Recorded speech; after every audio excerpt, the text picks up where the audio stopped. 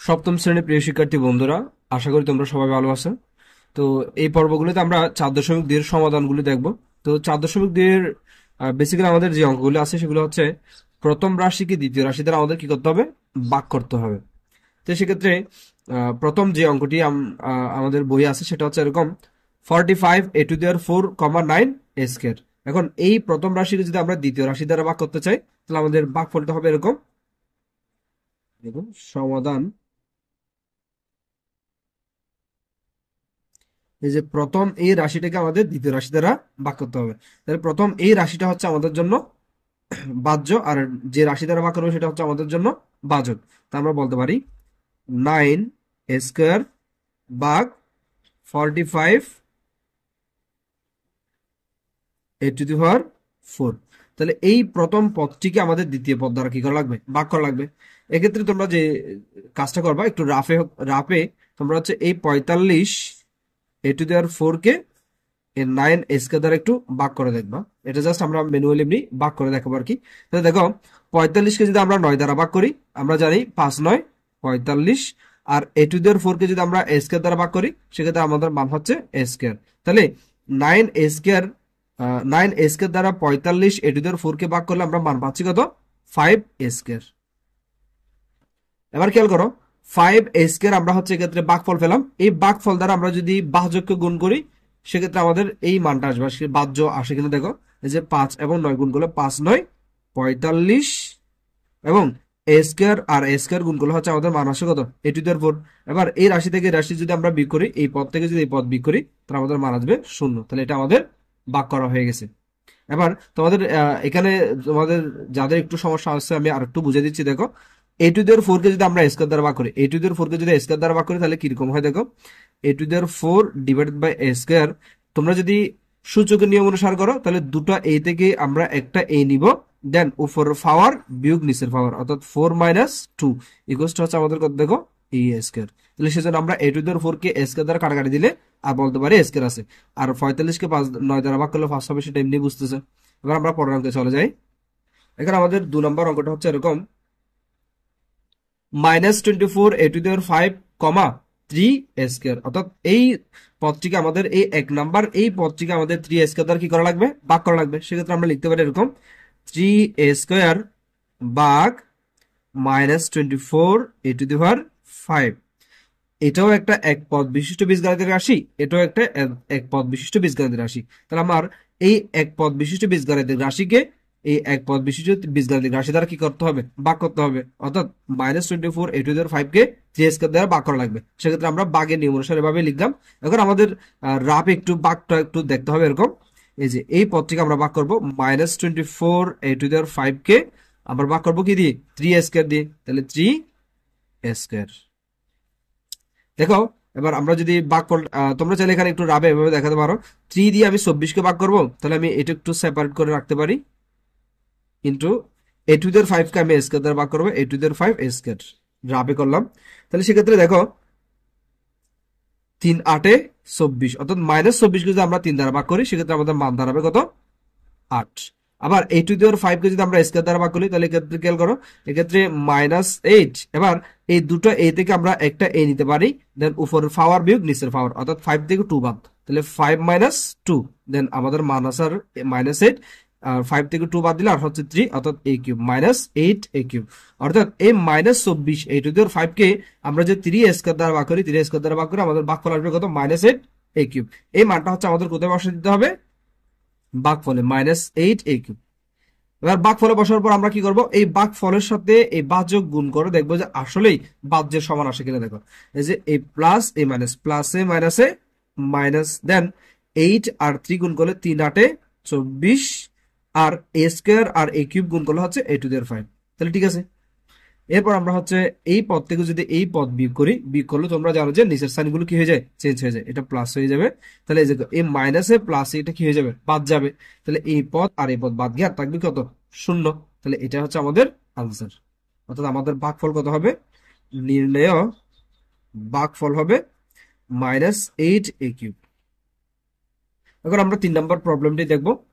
তো 3 নম্বর অঙ্কটিতে আমাদের আছে এরকম 30 a⁴ x³ এই পদটিকে -6 a² x দ্বারা কি করো, ভাগ করো। তাহলে আমাদের যেটা করতে হবে, -6 a² x দ্বারা এই পদটিকে ভাগ করা লাগবে।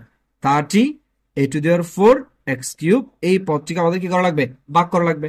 সেক্ষেত্রে আমরা ভাগের নিয়ম অনুসারে এভাবে লিখলাম। এবার এই ভাগফলে কত আসলে তার সাথে ভাজক গুণ করবার মাঝখানে পদটি হবে, সেটা আমাদের একটু দেখতে হবে। সেজন্য আমরা রাফে কি করব, এই পদটিকে এই পদ দ্বারা ভাগ করে দেখবো। অর্থাৎ 30 a⁴ কে আমরা এই -6 a² x দ্বারা কি করব, ভাগ করব। তাহলে দেখো কি হয়। এবার এক্ষেত্রে আমরা সংখ্যাগুলো একটু যদি আলাদা করি, 30 - 6 দেন a⁴ আর আছে a² না। আচ্ছা হ্যাঁ, আমরা a⁴ এর সাথে হচ্ছে a² আলাদা করে লিখলাম, x³ এর সাথে x আলাদা করে লিখলাম। তাহলে এক্ষেত্রে একটু কাটাকাটি করতে একটু আমাদের কি হবে, বাক্য করতে একটু সুবিধা হবে। এবার দেখো 30 কে যদি আমরা 6 দ্বারা কাটাকাটি দিই, তাহলে প্লাস মাইনাস থাকবে। 30 কে 6 দ্বারা ভাগ করলে হচ্ছে 5 হবে। তাহলে এখানে হচ্ছে 5। এবার a⁴ আর s কে যদি ভাগ করি, দুটো a মিলে আমরা একটা a নিতে পারি। দেন উপরের পাওয়ার বিয়োগ নিচের পাওয়ার, অর্থাৎ 4 বিয়োগ কত 2, 4 বিয়োগ 2। এবার এই দুটোর ক্ষেত্রে আমরা যেটা করতে পারি, দুটো x মিলে আমরা হচ্ছে একটা x নিলাম, দেন উপরের পাওয়ার বিয়োগ নিচের পাওয়ার, অর্থাৎ যেটা আমাদের সূচকের নিয়ম। অর্থাৎ ভাগের ক্ষেত্রে আমাদের সূচকের নিয়ম হচ্ছে দুটা বেস মিলে একটা বেস নিয়ে দেন উপর পাওয়ার বিয়োগ নিচের পাওয়ার, উপর পাওয়ার বিয়োগ নিচের পাওয়ার। এরপর হচ্ছে আমরা যে মানটা পাচ্ছি -5 a⁴ 4 - 2 মানে হচ্ছে 2, দেন x 3 - 2 মানে হচ্ছে 2। তাহলে এই মানটা আমরা আসলে কি পেলাম, ভাগফল হিসেবে পেলাম। এই মানটা আমরা এখানে বসে দেব, -a²x²। এবার আমরা একটু করে দেখবো যে আসলে এই ভাগফলের সাথে এই ভাজক গুণ করে ঠিক মাঝখানের যে মান, সেই মানের সমান আসে কিনা দেখুন। -a প্লাস আর 5 আর 6 গুণ করলে পাচ্ছে কত, 30। তারপর হচ্ছে a² আর a² গুণ করলে আমাদের a⁴ x² আর x গুণ করলে x³। দেন দেখো তো, এই পদ আর এই পদ যদি হুবহু সেম হয়, দেন এই পদ থেকে এই পদ বিয়োগ করলে কি হয়ে যাবে, নিচের সাইন মনে মনে চেঞ্জ হয়ে যাবে না। তাহলে এই পদ থেকে এই পদ বিয়োগ করলে এটা হয়ে যাবে 0। তাহলে এটা আমাদের নির্ণয় ভাগফল। তাহলে আমরা লিখতে পারি, সুতরাং নির্ণয় ভাগফল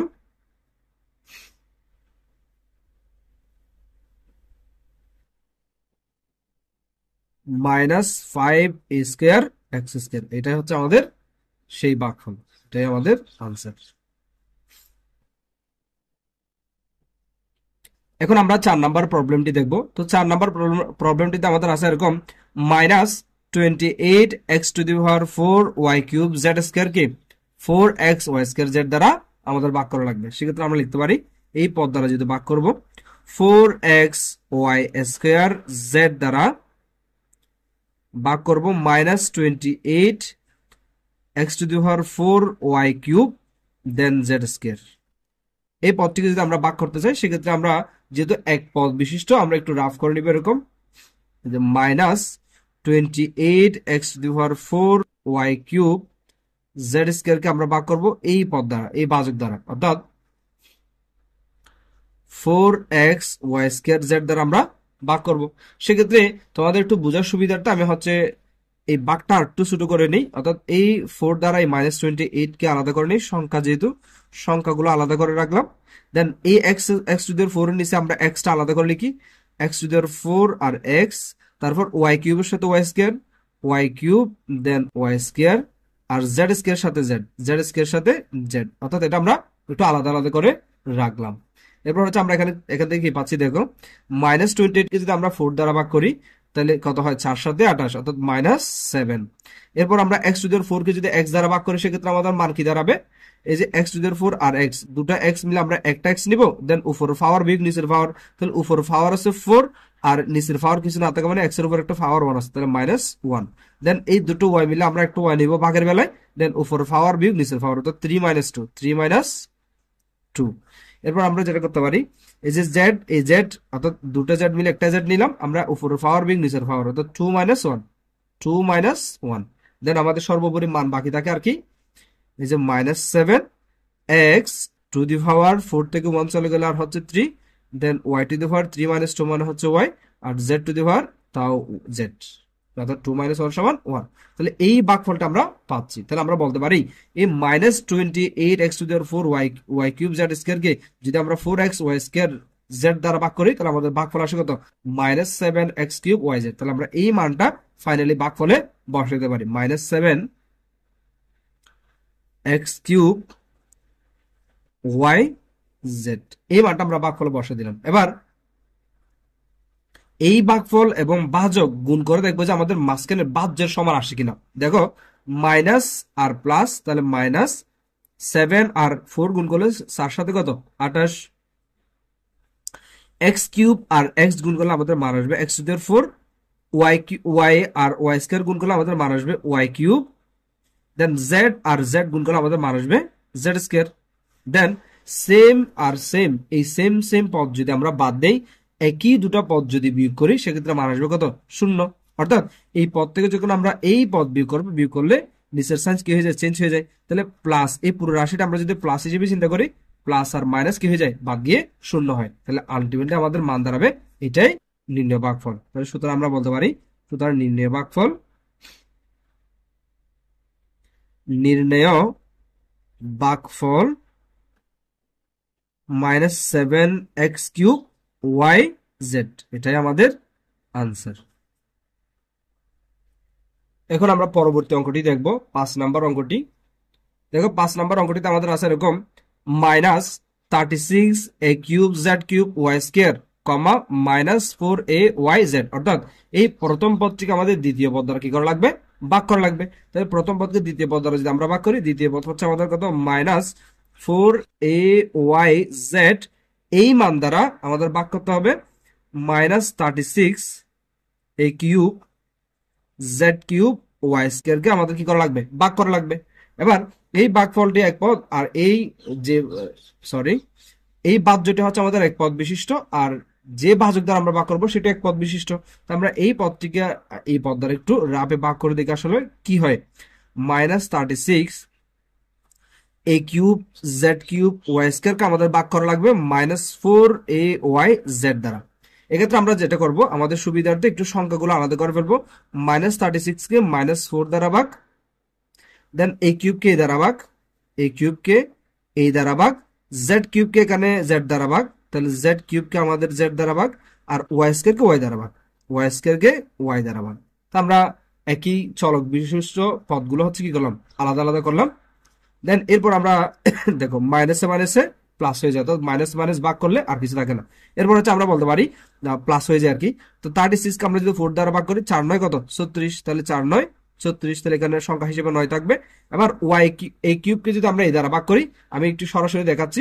তো দুটো a মিলে আমরা একটা a নিব, দেন উপরের পাওয়ার বিয়োগ নিচের পাওয়ার, অর্থাৎ 3 বিয়োগ 1 অর্থাৎ 2 থাকবে, অর্থাৎ স্কয়ার, অর্থাৎ a³ কে এ দ্বারা ভাগ করলে স্কয়ার। একইভাবে দুটো z মিলে আমরা ভাগের বেলা একটা z নিব, আর ভাগের ক্ষেত্রে যে সূচক নিয়ম সেটা হচ্ছে উপরের পাওয়ার বিয়োগ নিচের পাওয়ার, অর্থাৎ কিউব থেকে 1 বাদ দেব। তাহলে 3 থেকে 1 বাদ দিলে আমাদের থাকবে 2, তাহলে আমি সরাসরি 2 লিখলাম। একইভাবে দুটো y মিলে একটা y নিলাম, দেন উপরের পাওয়ার বিয়োগ নিচের পাওয়ার, অর্থাৎ স্কয়ার কে যদি আমরা 2 থেকে যদি 1 বাদ দিই আর থাকবে 1, অর্থাৎ 1 এটা না লিখলে চলে, অর্থাৎ y স্কয়ার কে y দ্বারা ভাগ করলে আমাদের মান দাঁড়াবে 1 y। তাহলে আমরা বলতে পারি কি, এই -36a³z³y² কে আমরা যদি -4ayz দ্বারা ভাগ করি, সেক্ষেত্রে আমাদের ভাগফল আসবে কত 9a²z²y। তাহলে এই ভাগফলটা আমরা মেইনলি এইখানে বসাই দিব। তাহলে আমরা বলতে পারি এই জায়গায় কত হবে আমাদের 9a²z² দেন y। এবার আমরা একটু দেখবো এই ভাগফলের সাথে এই ভাজ্য গুণ করলে মাঝখানের ভাজ্যের সমান আসে কিনা। এবার একটু দেখো, 9 আর 4 গুণ করলে কত 4 9 36, আর এখানে মাইনাস এখানে প্লাস, প্লাস মাইনাসে মাইনাস। তারপর আমরা বলতে পারি a স্কয়ারের সাথে a গুণ করলে a কিউব, তাহলে z স্কয়ারের সাথে z গুণ করলে z কিউব, y এর সাথে y গুণ করলে y স্কয়ার। তাহলে দেখো এই ভাগফল এবং ভাজক যদি গুণ করে ভাজ্যের সমান হয়ে যায়, তাহলে সেম এই দুটোর বীজগাণিতিক রাশি যদি আমরা বিয়োগ করি, আমাদের বিয়োগফল আসবে কত 0। অর্থাৎ এই পদ থেকে যখন আমরা এই পদ বিয়োগ করবো, বিয়োগ করলে আমরা যে নিচের স্থানগুলো কি হয়ে যায়, প্লাস হয়ে যায়, তাহলে এই পুরোটা আমাদের প্লাস হিসেবে বিবেচনা হবে। তাহলে প্লাসে মাইনাসে সেম দুটো পদ বিয়োগ করলে 0 হয়ে যায়। এবার সুতরাং নির্ণয় ভাগফল আমাদের দাঁড়াবে কোনটা, এই ভাগফলটি। তাহলে আমরা বলতে পারি সুতরাং নির্ণয় ভাগফল, নির্ণয় ভাগফল 9a² z² y, এটাই আমাদের ভাগফল। এটা হচ্ছে আমাদের 5 নম্বর অঙ্কের সলিউশন ছিল।